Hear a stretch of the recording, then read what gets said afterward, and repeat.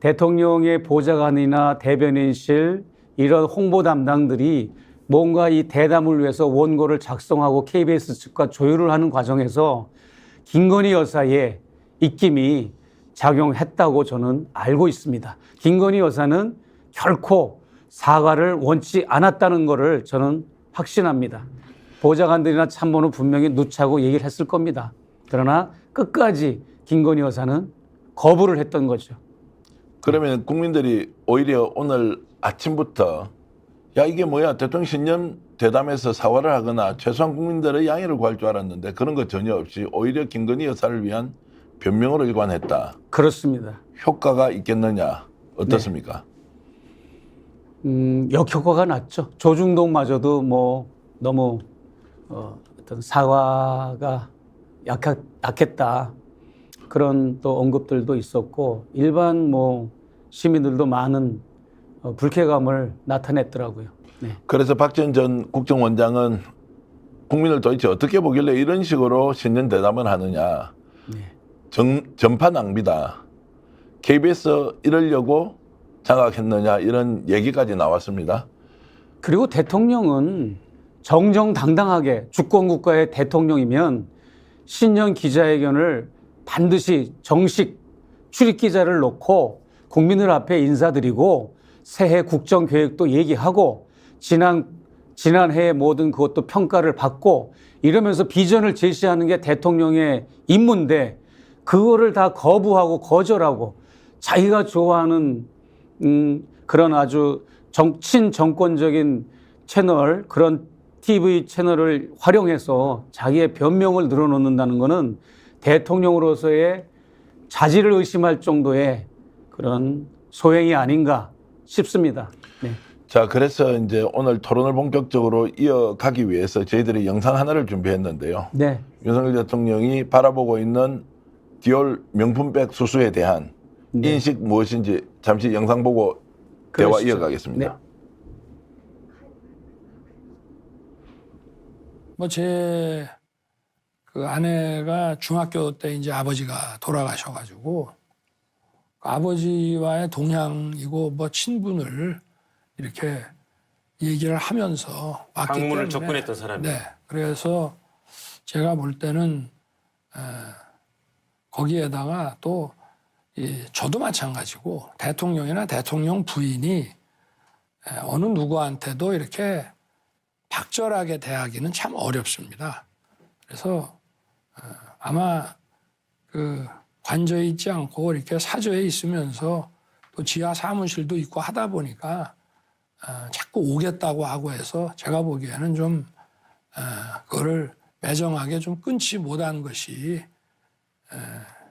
좀 어떤 문제라는 문제고 좀 아쉽지 않았나 생각이 되는데 그렇지만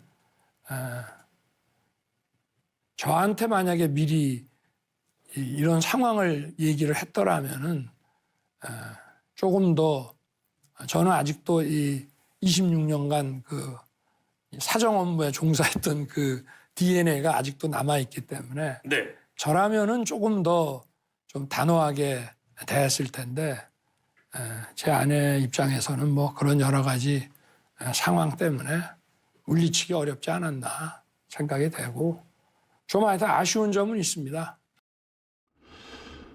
저렇게 인자하게 국민들 앞에서 사인으로 살고 있는 아무것도 모르는 내 집사람이 이런 정도 실수했는데 안타깝지만 정치 공작이었다. 뭐 이렇게 요약할 수 있는데 총평 좀 해주시죠.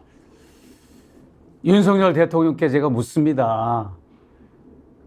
그걸 몰랐다고 자꾸 이제 전제 조건을 내세우면서 합리화를 하시는데 김건희 여사는 검사 간부 시절부터 남편 윤석열이 검사 간부 시절부터 중앙지검장, 검찰총장을 지내는 과정에 이르러까지 검찰 간부의 아내로서 그 커머나 콘텐츠 자리에 앉아가지고 선물을 받고 청탁성 뇌물을 받고 또 커머나 콘텐츠 전시회라는 명목으로 수많은 업체로부터 130개 업체로부터 협찬과 후원을 받은 전력이 있기 때문에 고소 고발까지 당했지 않습니까?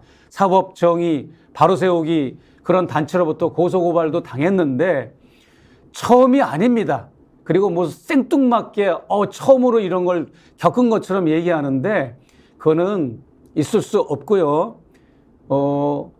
윤석열 검사가 간부로 되는 과정에서 김건희 여사는 미술 전시회를 한다는 명목으로 예를 들어서 삼성카드로부터 4,400만 원, 도이치모터스로부터 또 2억 얼마, 게임 업체로부터 2억 얼마 이런 식으로 많은 후원을 이제 속된 표현으로 삥을 뜯은 겁니다.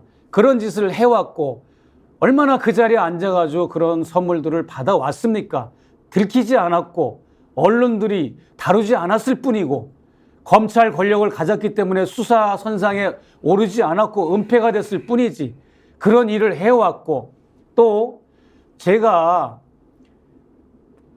몰카 공작을 했다고 칩시다. 그러면 제가 접견을 마치고 나올 때 제 다음 대기자들이 선물을 들고 명품 가방을 들고 백화점의 명품 가방 속에 선물을 바리바리 싸서 제 다음에 접견하러 들어가는 것은 어떻게 해석을 하시겠습니까, 대통령님?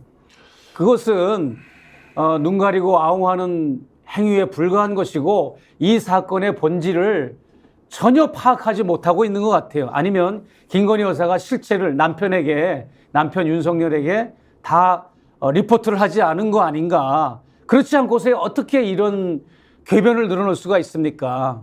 응? 지금 현재 여러분은 생방송으로 보내드리는 최재형 목사 특별 인터뷰를 보고 계신데요.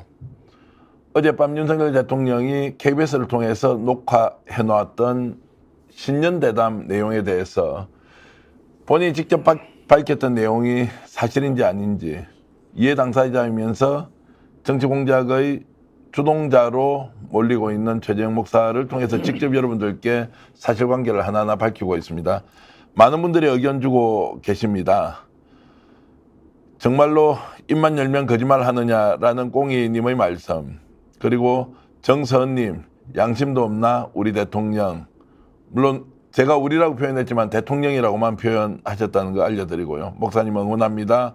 그리고 실제 정신감정이 필요한 것 아니냐라는 의견까지 나오고 있고요. 세종대왕님께서는 정말로 국민들이 이런 사실을 하나하나 알아야 한다는 말씀 주고 계십니다. 많은 분 댓글 올려주시는데 저희들 공유하면서 방송하고 있다는 것 알려드리고요. 그리고 스픽스와 함께 정말로 실제적 진실이 무엇인지 하나하나 확인할 수 있는 시간이 되길 바라면서 자, 박절하게 대할 수가 없다. 그 박절하게 대한다는 것은 누군가 찾아오면 예의 있게 그리고 공손하게 모신다는 의미지 않습니까? 그렇죠. 예. 대통령 부부라도 인간인지라 사람인지라 사람을 박절하게 대할 수 없다고 했는데 실제 최 목사께서 공개한 영상을 보면 박절하게 대할 수 없는 김건희 여사의 예의 바른 대우였느냐, 응대였느냐, 손님 맞이였느냐 이 부분 어떻게 보십니까? 뭐 접견하는 태도는 뭐 시청자 여러분들이 이미 다 인지하고 있는 바고 그 다음에 디올 핸드백이 들어가기 전에 이미 샤넬 화장품과 향수를 받았고 또 4가지의 선물이 또 그 중간에 들어갔습니다.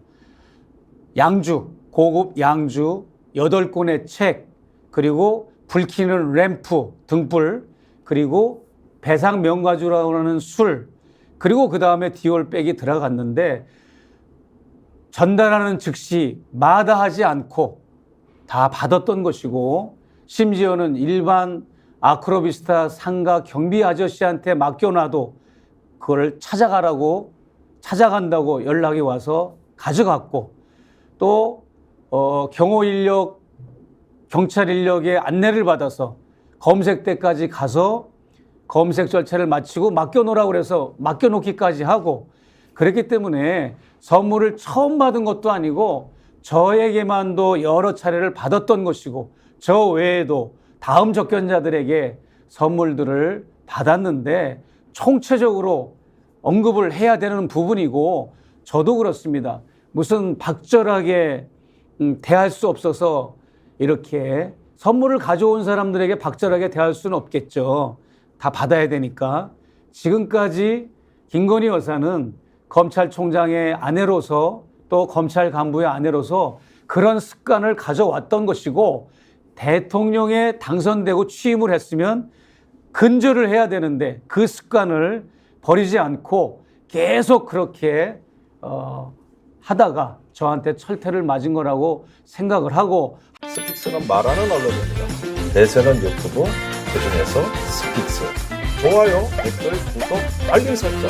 여러분이 저희를 사랑해 주시고 우리가 여러분을 사랑하는 4가지 방법입니다.